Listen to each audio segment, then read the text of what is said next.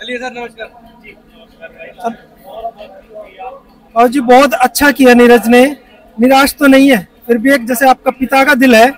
नहीं नहीं, निराश क्यों होंगे? मैं तो शुरू से खुश हूँ।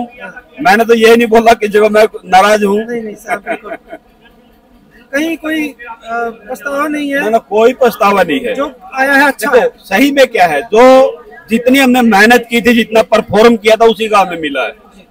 हम दूसरे का छीन थोड़ा सकते हैं। अब मान लिया नीरज मेहनत करके आगे बढ़ जाता, अरशद पीछे रह जाता, तो क्या अरशद जबरदस्ती ले लेता उससे? नहीं ले सकता। अब 2020 में हम लोग देखते हैं कि नीरज ने गोल्ड जीता था और अरशद चाहते है चौथे पांचवें नंबर पे था, तो उसने भी तो साइन किया होगा। हम तो सिल्वर में खड़े हैं, हम ये थोड़ा कह सकते हैं कि हम कहीं आ रहे हैं। तो शाबाशी उतनी बनती है। और नीरज यूथ आइकॉन के नाम से, गोल्डन बॉय के नाम से भारत में मशहूर है इस समय, और सबसे ज्यादा एक तरीके से यूं कहें कि भारत के हैंडसम खिलाड़ियों में से भी एक उनको माना जाता है।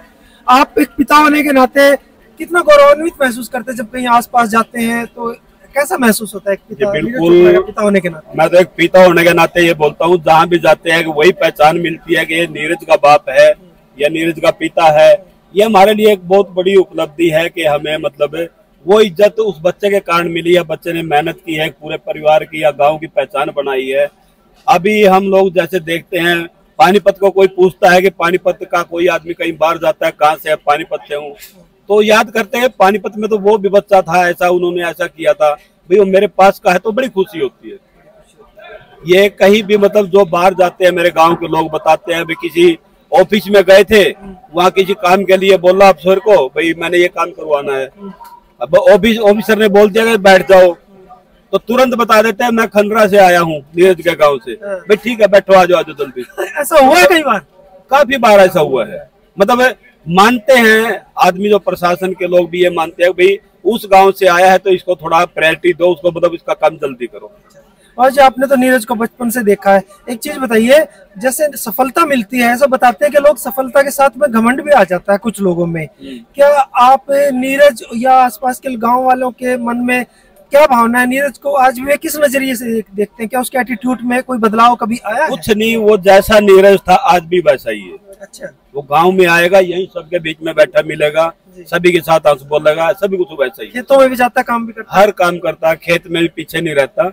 ट्रैक्टर चलाना है या खेत में बीज बोना है, कुछ भी हो, सभी काम करता है।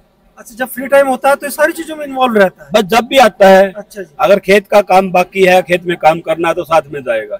ये नहीं है कि मैं घर पे बैठा रहूंगा, बाकी काम करते रहेंगे। अब आ गए हैं तो कुछ सेलिब्रेशन वगैरह क्या योजना है मन में? कैसे करते हैं? कभी जैसे मेडल लेके आता है तो नॉर्मली कहीं दूर से सवारी में बिठा के लाते हैं, कुछ ऐसा करते हैं? बस अब की बार देखते हैं कैसा प्लान रहेगा। पिछली बार काफी दूर से लेके आए थे, कई घंटे लग गए थे काम।